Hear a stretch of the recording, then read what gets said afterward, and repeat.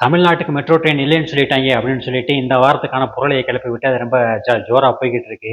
உண்மையில என்ன நடந்திருக்கு அப்படின்னா தமிழக அரசு கொடுத்த அந்த திட்ட வரவு அறிக்கையில ஏகப்பட்ட குளறுபடிகள், முரண்பாடுகள் இருக்கு.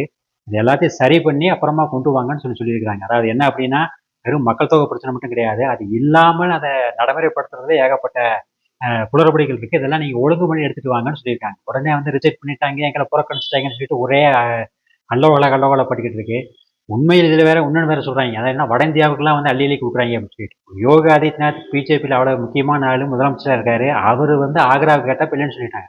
மத்திய பிரதேசத்துக்கு போபாலுக்கு கேட்டப்ப அங்கே அதுக்கு இல்லைன்னு சொல்லிட்டாங்க. அவங்க ஒரு நாம்ஸ் வச்சிருக்காங்க.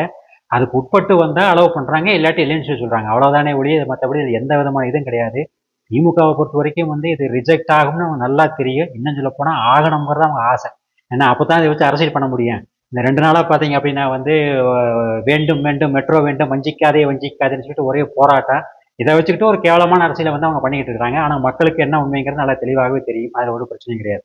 மெட்ரோவை பொறுத்த வரைக்கும் என்ன அப்படின்னா நிறைய பேர் சொல்றது என்ன அப்படின்னா இப்போ இருக்கிற மெட்ரோக்களை தவிர்த்துட்டு இனி புதுசாக வர்ற மெட்ரோவெல்லாம் கொஞ்ச நாளைக்கு நிப்பாட்டி வைக்கிறது நல்லதுன்னு சொல்கிறாங்க. ஏன்னு கேட்டால் பல ஊர்களில் வட இந்தியா, தென்னிந்தியாவில் போட்ட பல நகரங்களில் போட்டதெல்லாம் ஃபெயிலியராக இருக்குது. அதாவது இன்னும் சொல்ல போனால் இப்போ இந்தூரில் ஃபெயிலியரு, பெங்களூரில் பார்த்தீங்கன்னா அதிகமான காசு கேட்குறாங்க.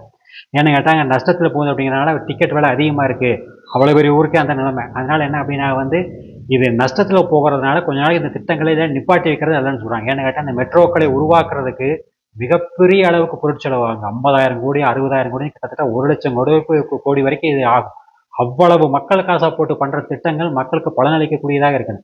சும்மா நம்ம கிளாம்பாக்கம் பஸ் ஸ்டாண்டு மாதிரி எதாவது ஒன்று கட்டி வச்சு போட்டு அதெல்லாம் முடியாமல் வந்துதாகணும்னு சொல்லிட்டு மக்களை போட்டு உயிராக வாங்குறதுல நியாயமாகவே இருக்காது.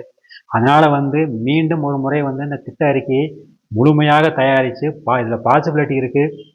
அரசுக்கும் கையை கிடைக்காது, மக்களுக்கும் இதில் நல்லபடியாக லாபம் இருக்கும், பிரயோஜனம் இருக்குன்னா மட்டும் இதை செயல்படுத்தணும். அதுக்கு முழுமையான திட்ட அறிக்கையை செயல்படுத்தி எழுதி அதை ஆய்வு செய்து எந்த அரசியலும் இல்லாமல் இதை மத்திய அரசுக்கு கொடுப்பாங்க அப்படின்னு சொல்லி நான் நம்புகிறேன். அப்படி ஒருவேளை கொடுக்கும் பட்சத்தில் நிச்சயமாக கோவைக்கும் மதுரைக்கும் மெட்ரோ வந்தே தீரும். அதில் எந்த சந்தேகமும் இல்லை.